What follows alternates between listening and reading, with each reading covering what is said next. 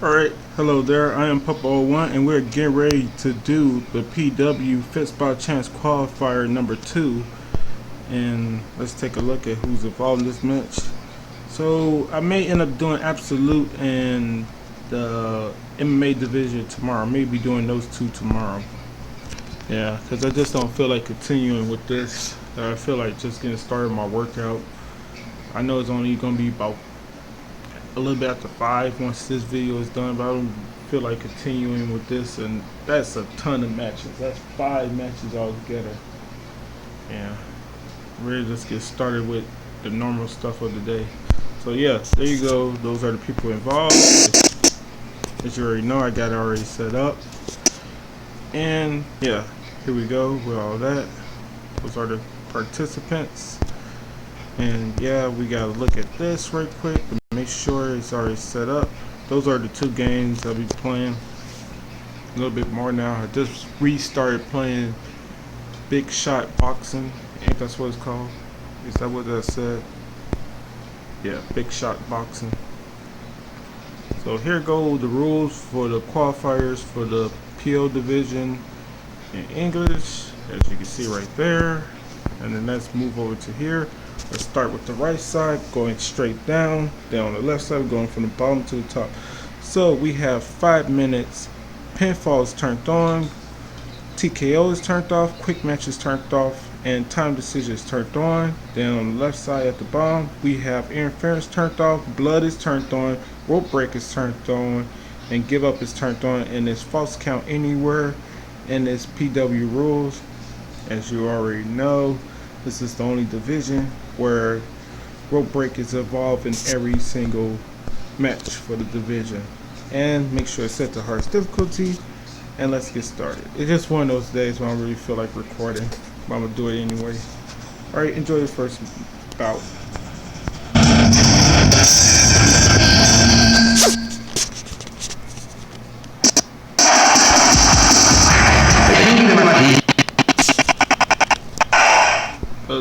This first match is a real good one. 2 of the best high flyers to ever do it from Japan or in the world, period. Innovators of the high flying game and just pro wrestling in general. The reason that so many moves have been able to be created by newer wrestlers and stuff. Guys like them, Rey Mysterio. What's old boy name? What's old boy? Damn, I forgot what his name was.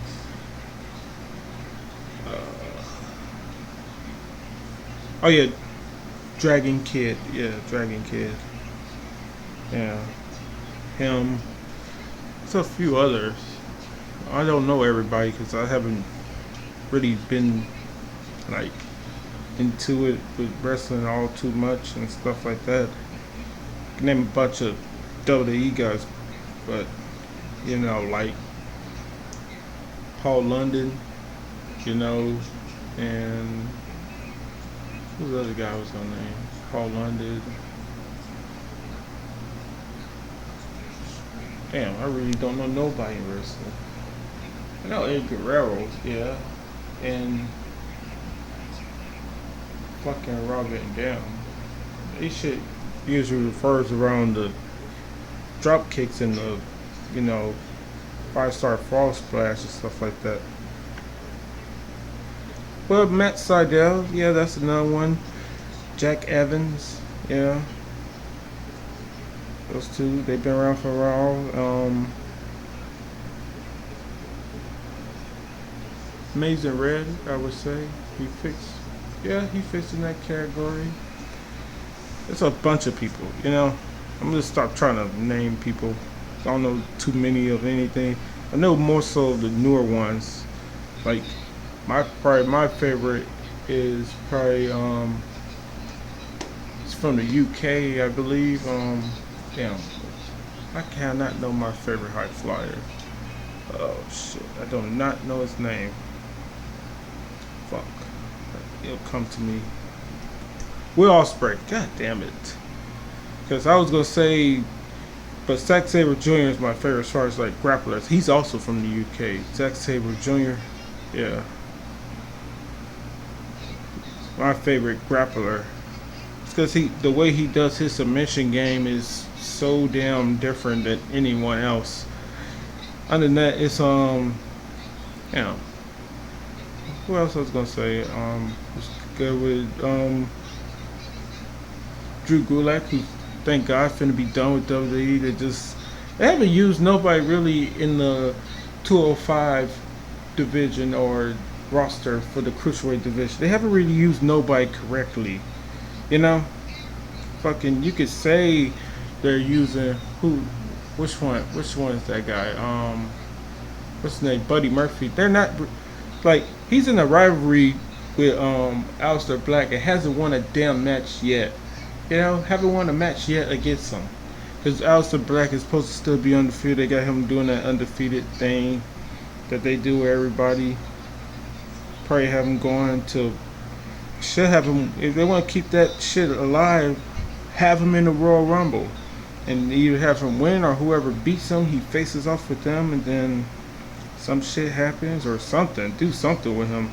It's hard to see him asking for people to call him out and shit like that. How about you go out there, you get wherever. Why don't they have him go out there and just fix somebody and take a title or something? You know? Why do people gotta call you out? Why would somebody call out a person who could potentially beat them without having them facing them for the title? Nice springboard drop kick.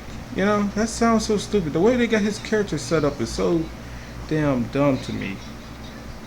Cause like, why would people want to face you when it's not in their best interest to face you without a title being on line? I already knew that was gonna freaking happen.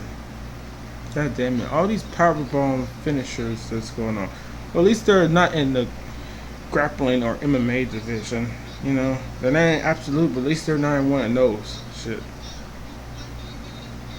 It'd be way worse if you was in one of those. Because in grappling, yeah, you could do the takedowns and shit like that, but like motherfuckers who know submission moves, they're gonna get you. So you gotta be able to submit people, or you gotta be able to constantly get your takedowns off when you're in the grappling division, the MMA division.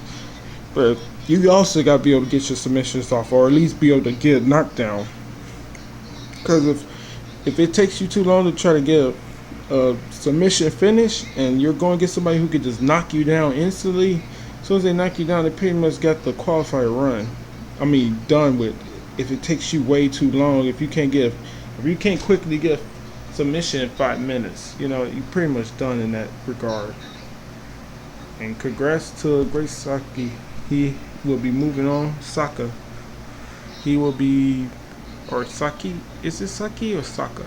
Saka. Yeah. Like that Naruto character. Yeah. I like Naruto at the beginning, but like it became horrible.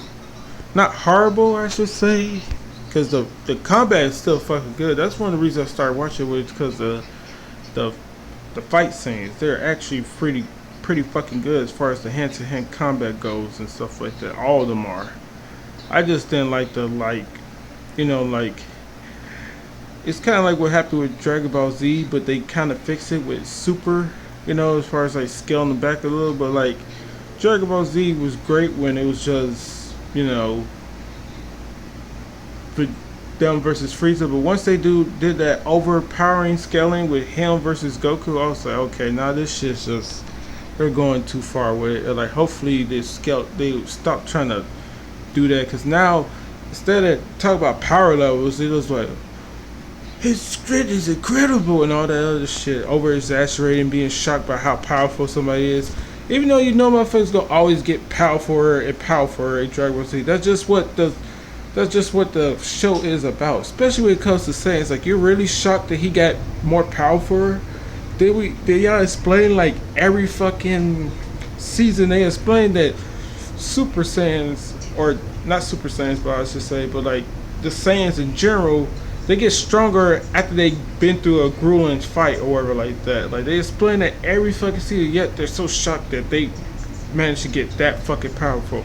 And then the thing is, how do you even scale how much more powerful they got when, like, you know, you have nothing to compare their new power to with their old power? Like, he just seems stronger, motherfucker. Like, it's just so stupid. Then Naruto, like, Naruto doesn't really have too much of that problem going on, but they got the problem of the show is basically like just done. Like, it's no point to the show no more when they essentially made Naruto the goddamn, whatever he's called, the Christianity Jesus or Christ or whatever like that. That motherfucker is the Messiah. Like, he can heal any injury on people. Like, what's it called? His mentor or whatever like that, or whatever that guy name was, his coach or whatever, or his trainer. He healed that nigga. That nigga had eye missing from when he was a little kid and shit. He lost his eye back when he was a little kid, and he fucking basically gave him back his eye. No, wait a minute. He had the eye. The eye was damaged, I should say. Yeah, when he was little, and then Sake's brother tore it out. I think his brother tore it out or some shit. I don't know. I don't remember too much of it. Stop watching like during like in between when like his Takachi or whatever his name is, he showed up. Sake's older brother, when he showed up or whatever. I think that's when I stopped watching, like midway through, like during that time. That's when I stopped like watching the episodes and stuff like that. But yeah, the show is still a great show, but like it's like no point. Like, what villain do you have that's gonna be able to challenge Naruto, who's like, he's literally God on that show. Like, literally, like, not God-like. He is actual God on that show. Like, what the fuck? How is you supposed to stop him? You know? Because, like, you had people who challenged him. Like, even when he was a kid, he was still a little too overpowered. Like, because that little demon, that little nine-tailed demon fox thing that's in his body made it so that most matches didn't really matter and shit like that. Like, what's his name, Ninja? He took away his ability to gain more energy by targeting every fucking pressure point in that nigga's body. Then that little demon thing like made it so that like that doesn't work. You know, like, that doesn't work. Like, and like, it's not even him who's that powerful. It's that fucking demon fox thing that allowed him to just keep on leveling up regardless of what's going on. Like, basically he was on PEDs, Naruto. You know, Naruto is the motherfucker who's on PEDs and didn't choose to be on them. He was just born with them in his body already. You know, like somebody who parents, they did steroids or whatever, then they gave birth to them, and like somehow that shit got passed on. I don't know how it does, but like that seemed like something that's possible. He has genetic steroids in his body or whatever. Some shit like that. Alright, I'm gonna start talking about that show. But it's not a bad show, because the combat, for the most part, is still great. So is Dragon Ball Z's, but Dragon Ball Z's seem like they get a little too much of, you know, I get that they can move at supersonic speeds and shit like that, but like, you should still show like in slow-mo sometimes the combat that's going on, instead of just having them teleport here and there in the sky, and like every once in a while you see like what moves they were throwing. Like, they'll show like a quick shot of what moves were being thrown before they move over to the next scene, and again. That's what Super did well, because they was in the air all the time, teleporting around and shit like that. Like, they was able to like to show the actual combat instead of just speculating what the combat was. Overall, it's a decent show. Because like, for all intents and purposes, like, even though I didn't really care for like the Cell games or whatever like that, I did not like the fact that him versus Gohan went on for fucking forever. At first I was liking it because like it was a good combat, and like, you know, like with Gohan being a perfect match for Cell, because like he didn't overexert himself and he didn't become like he didn't level up too soon as far as like his Super Saiyan like level or power level or whatever. But like towards the end, it just started to get like straight up bullshit. Like you got Gohan, who's the same power level or just a little bit more powerful than Cell with 2 arms. I'm talking about with 2 arms, but somehow able to take out Cell with 1 arm because he got a little bit of help from people on the side. Fuyaki, he is right there. He won. Or is it Himuro-chi? Himuro-chi? What's his other name? Hiro-machi? Yeah, Machi. Hiro-machi. Or something like that. Alright, we got the next one going on. This is the next bout, but yeah, like Taurus is like just doing too much with the animes.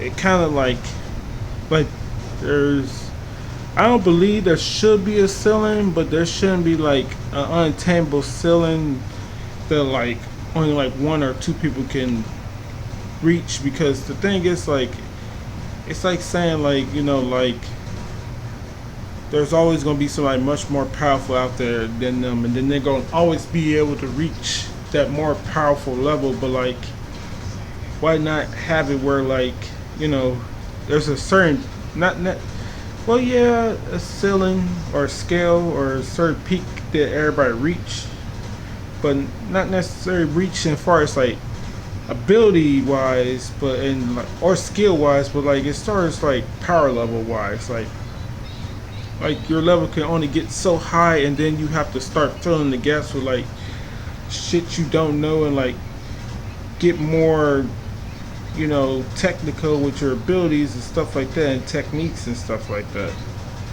Because that's one of the things that's good about the Vegeta characters. I think he has more different type of moves and abilities if you see on his matches with Kakarot than Kakarot does, because basically Kakarot got the Kaioken and all the regular Z Fire like tactics, and I like the Ultra Instinct because it wasn't him like growing so more powerful than the opponent that was out of his league, that like he just became more powerful than that he was able to take him out. No, he reached a state where like his technique and skill was perfect, and like even though he's not on the same power level, he was a lower power level than the person he's still facing.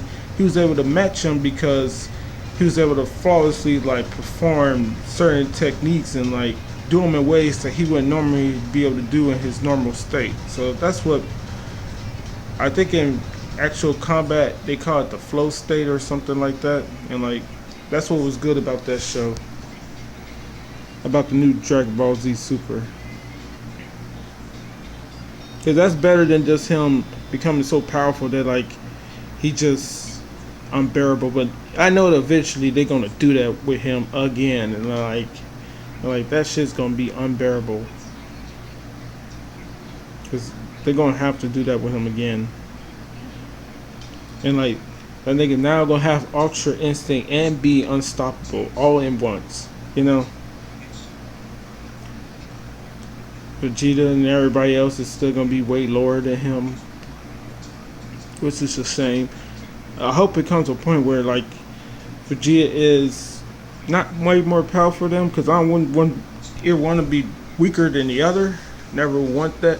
But where they're just equally matching, like Vegeta just learned how to control and like level up his power level with the blue stuff, and then he was using Kaioken. They were saying like Vegeta is actually like stronger because you use Kaioken to reach a higher level of power, and like Vegeta just advanced his what's the name overall. So like they basically have it now where like they're going different routes to become more powerful. One is doing it his way, the other one is doing it his way, and like who knows which way will be the top way until they face off again and stuff like that in a serious fight, like they did in what was that, the Buu Saga. I I like their Buu Saga fight better because, like, as you know, I hate interference, no matter if it's pro wrestling or it's, you know, anime or movies or any of that. Like, interference is never a good sign in a fight between two competitors for one reason and one reason alone. Like, even though you may beat somebody and stuff like that, like, you know, Goku beat Frieza, it still took him and the entire Z force to do it. The same thing with Goku being fucking Vegeta. When they first fought, it took not just Goku but the rest of them, because Vegeta was using tactics and this and that like Goku couldn't do much against, and like it took I forget the fat dude's name who cut off the tail, and Krillin, who was finna kill him with the sword and everything, and Gohan turned into a great ape and stuff like that. So like, that's another thing. Like, you can't call one of them the fucking most powerful, and like, I hate that Goku even try to act like he's the most powerful. Even though almost every major battle he had help on the side. But like, that's why I like the second fight between him and Vegeta, because it was one-on-one, and like there was no outside interference ever in the fight. Even though Goku said he had already leveled up and stuff like that, like at least it was a fight just between the two of them, and like he didn't want to like burst his bubble and say, and he didn't want to like show Vegeta up and show him that he's way more powerful than him again already. But like,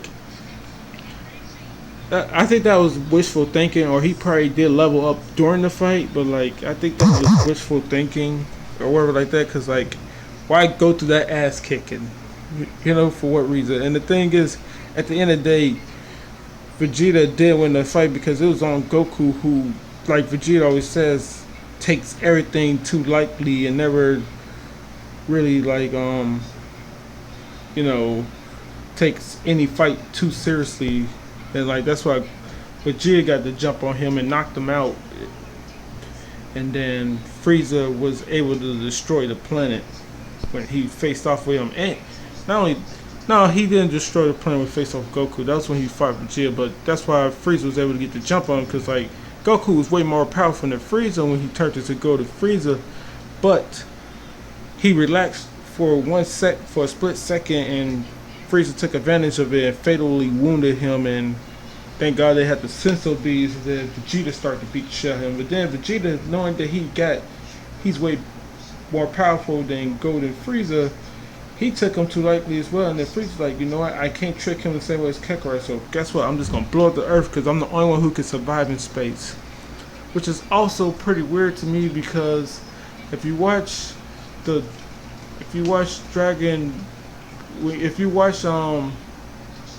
father of Goku, or whatever it's called, Bardock or whatever like that, the father of Goku or whatever like that, let me go on to the next one. They were all fighting Frieza in space and shit. Like, he was in space, literally Frieza, he threw like a attack at him, and I'm like, wait a minute, I thought they couldn't breathe in space. Why does he say it's breathe in space? Do they allow them to breathe in space? What the fuck is going on with this? Like, because he's literally like outside his planet's orbit, you know, fucking throwing the attack. It's not like he's just in the sky throwing the attack at him. No, the nigga's literally in space, and I'm like, he's a Saiyan, so what the fuck is going on with that? Like, why is he breathing in space right there? But like, in the future, his son can't. Or it could be that like, they gotta adapt to being able to breathe longer off planet, or something like that, you know? Or it's probably because that wouldn't explain why Vegeta can't do it. Because I think Vegeta's supposed to be like he was like, what, 4 or 6 by the time Goku was born. And like, he was already traveling off planet and flying on different planets and blowing them up and everything. Yeah, he even blew up motherfuckers. Vegeta blew up a planet from space when he was a fucking kid. He blew up planets from space when he was a fucking kid. And he wasn't standing on another planet where he's doing it. He was literally standing in space blowing up planets. So how the fuck they can't breathe? They probably can't breathe for long periods of time, but they can't breathe in space. I mean, they probably, no, Well, I don't know how the fuck you could hold your breath and open your mouth because he was laughing after he blew up the planet, like Frieza did when he blew up planet Vegeta. So like, it's just all a bunch of bullshit. I'm gonna stop rambling on about that because when I talk about those type of animes, like I know what I like about them, and I also know what I hate about them. I like what I hate about them. Sometimes always outweigh what's good about them. Nothing is never an awful show, but it's like what's bad about it is super bad about it. You know. All right, let's get back to this. I talked for 2 or 3 whole matches.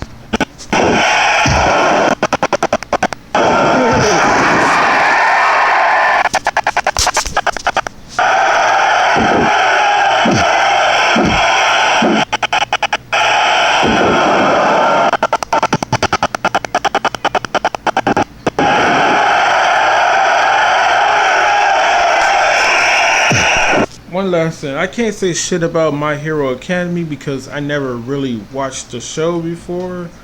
But from what people have said about it, it probably wouldn't be like the best of shows. But like, I don't choose to try to talk about something I haven't never watched. A lot of people say it's not. It's like kind of stupid, but like I wouldn't know until I actually like watched it or whatever like that. I don't think I ever planned to freaking watch it though. Alright, now we can get back to this. Animes where the power scaling and stuff like that and abilities and stuff like that were done decently or correctly for some part. Hunter x Hunter, that comes to mind, and what's that other thing? Where it's done correctly. No, that don't really have a power scale, but your Jiro is OP and Bucky the Grappler. He is fucking P. You know, but everybody without him, like everybody else, as far as them facing off each other, is probably like decent in that show. But Bucky is, never say die attitude, just like the rest of them. Which is never a bad thing with him or Goku or, Naruto. Because if we can't beat them, no one can. But that's the only thing that's bad about shit like that. like if them motherfuckers are down and out, then like we're all doomed. It's basically what they try to say with shit. Like that's kind of like not so much. That's not a good thing. Like we're all doomed. And the Dragon Ball Z series would probably be way better if they didn't make Gohan to such a whoever the hell he supposed to be. Like I get it, like Goku could be the best of both worlds. He could be like his father as far as strength wise, but he should have been like Vegeta as far as tactical wise and fighting wise. I wish Goku was not able to come back and like Vegeta, who doesn't give a fuck what anybody has to say about anything. He does what the fuck he wants when he feels like it anyway. If Goku would never made it back to Earth after fighting Frieza, what if Vegeta say, you know what, I'm gonna train you because you're powerful as hell, and like we're not always there's gonna be times where me or your father won't be able to get the fucking job done. He just trained Gohan, like took him away from fucking Chi-Chi, who yeah, knowledge is great and shit like that, and you should learn shit and study and stuff like that, but like when the world's on the line, you gotta protect the planet. Like what's the point of being that fucking smart and then somebody just automatically takes out the planet? No nuclear weapons, no nothing, just somebody just comes and just throws an attack and destroy the planet, or just start murking everybody. And the thing is, you have the potential to easily defeat him if you just train, but because your father and this and that person, you just decide, no, I don't need to train. We got other people who would do the fighting for us.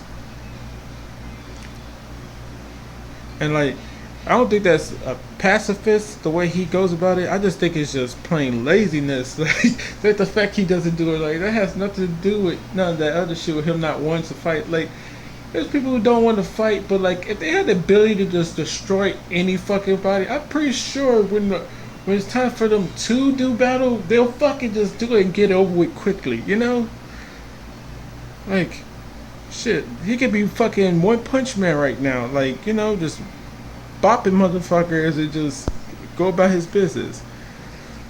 I said I was gonna do it and I did yet again for another match, but congratulations to the person who won this 5th spot, Hiro Machi.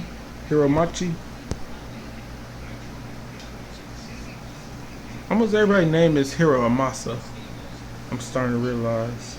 Hiro Masa or Yoshi or some form of that matter. Alright, let me screenshot them. Oh yeah, I gotta have this on the screen, symbolizing that I'm done with this division as far as qualifiers go.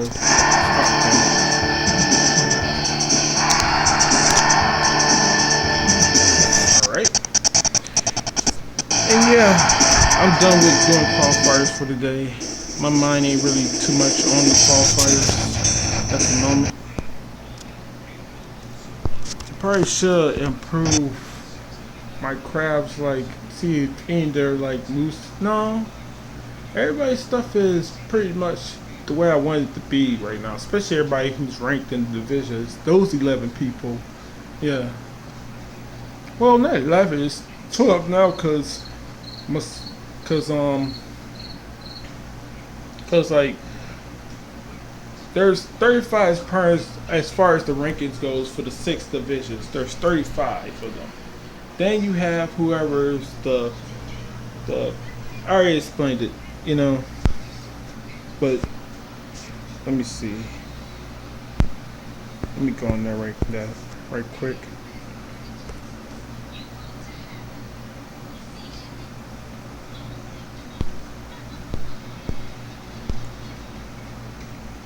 So yeah, these are part of the ranking number. See, ranking number is not 36. So like, there's 43 altogether, but it's 42 actually, because I already told you the damn, who is he again? Oh yeah, Dr. Wagner Jr., who's part. I think he's either the hunter. I believe he's either the hunter or the first. He's the wild card now. I believe he's the wild card. I'm pretty sure he's the wild card because he lost to he lost to Justin Liger. I believe he lost to Justin Liger. I can see it on here.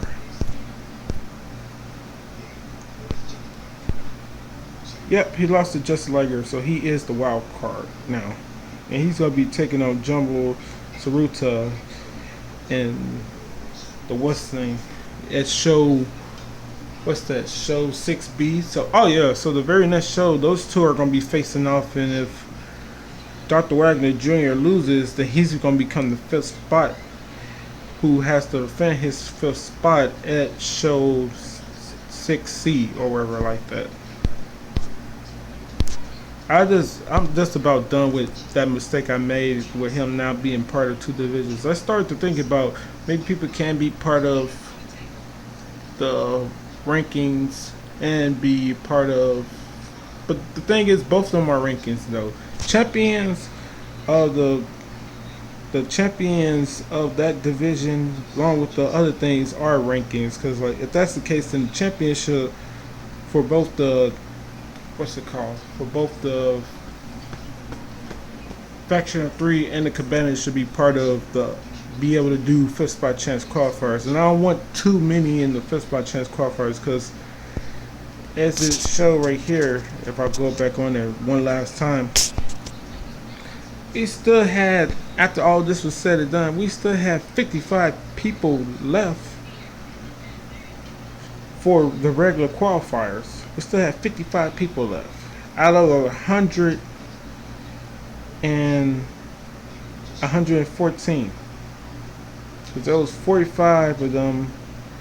Then there was 14 of them taken away. 14, it was 45 of them that we had enough, 14 taken away, you know, leaving 55 of them. So yeah, they don't need to be part of both the Factor 3 or the Cabanas while being champion. But like, he's just the exception because I made a mistake. But I'm planning on never making that mistake again, or hopefully try not to. Yeah. Alright, so that ends this video. Until the next one later.